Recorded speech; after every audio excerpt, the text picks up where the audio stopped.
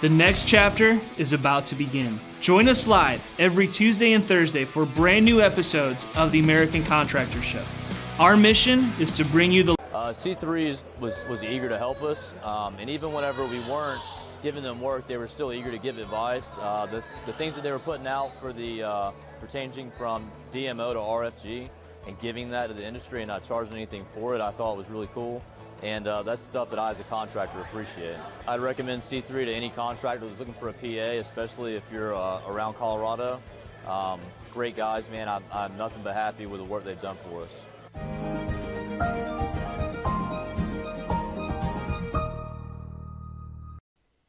What's up, everybody? Lead meteorologist John Choquette here for our daily forecast here on Hill Trace.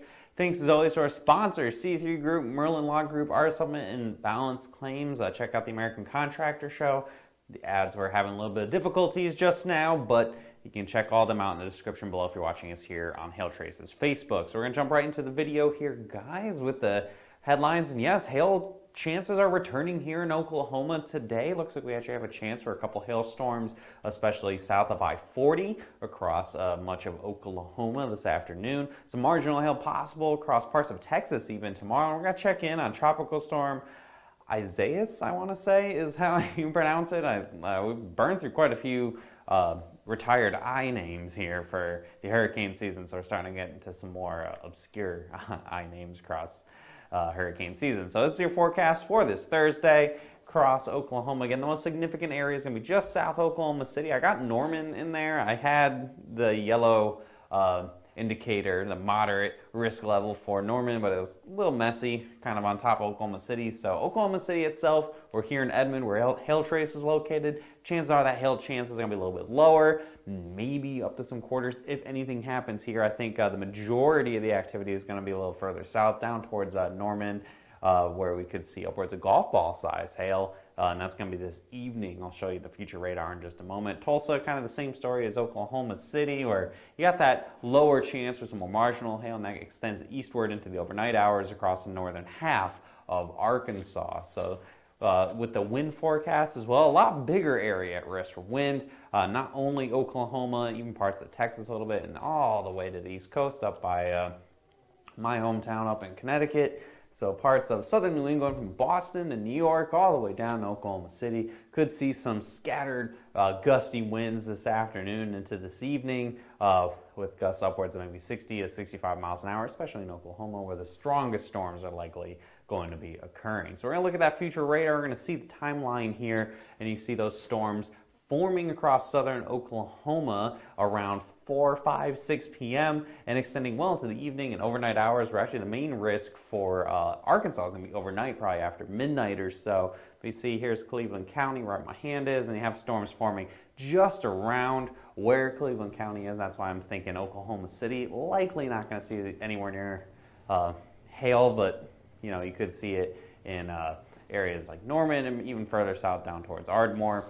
And then other storms are going to be forming as well. Any of these could have some gusty winds upwards, again, 60 to 65 miles per hour, with the hail threat, again, focusing really on this cluster here on the southern half of Oklahoma. Again, nothing crazy. This is not like we're in April or anything, or May, where you get the big epic storms. But the fact that anything's happening here at the tail end of July, I'm getting ahead of myself, is always a welcome sight for the potential for some hail. And then across the Ohio River Valley and parts of the southeast, all these storms, all this scattered activity, a lot of heavy rain, some gusty downdrafts, not much hail with any of this across Arkansas, Tennessee, Kentucky, parts of the Great Lakes states, and even into the Carolinas. And finally up in the northeast, storms again forming this afternoon, the heating of the day, and pushing through gusty downdraft winds upwards 50, 55, 60 miles an hour, winding down pretty quick after dark. And then another round of rain is going to come, at least across the mid-Atlantic states like New Jersey and parts of New York over by the New York City metro.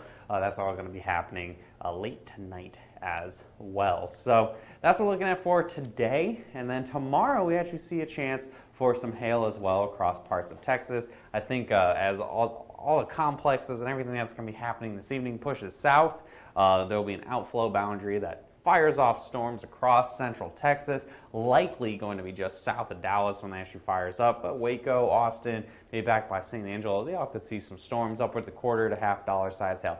Nothing crazy, but being the last day of July, typically Texas doesn't see any hail at all. So even the potential for some marginally severe hail is a welcome sight. So looking at that future radar here, you see storms forming in the afternoon hours across Texas. Again, a lot of central and eastern Texas, and it's going to be after about 2 p.m.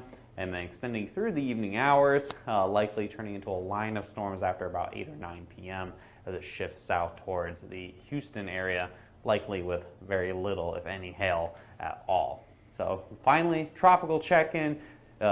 Potential, I realize it says potential tropical cyclone 9 is finally a tropical storm. This was taken about an hour ago. The center is just south of Hispaniola, which is Haiti in the Dominican Republic, the island there. And it's going to cross over this island, probably weaken a fair amount. It's got maximum sustained winds of 60 miles an hour. It will likely weaken quite a bit as it crosses over the island. And then it's going to impact a lot of the Bahamas. And right now, the track brings it just off the coast of Florida and before it curves back out. I'm thinking this is going to keep curving a little more. So I think more of a glancing blow as of this exact moment for Florida. This has shifted a lot in the last 24 hours, but I think we're going to really start to see the curve happen. It's pretty common for this time of year. It's a pretty common track in general. Dorian was a good example of the curve. This is just coming from a different direction.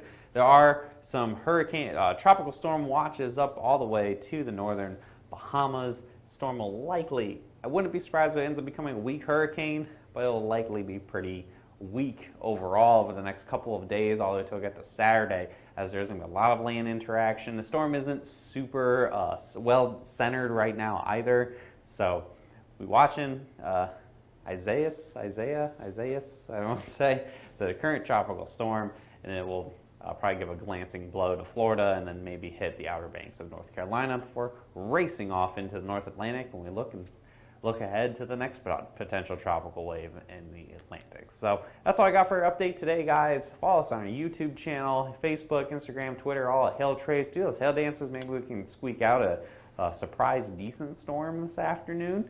And we'll have stuff on Facebook if things happen. And give us a call at 855-334-4245. Any comments, questions, or concerns you may have.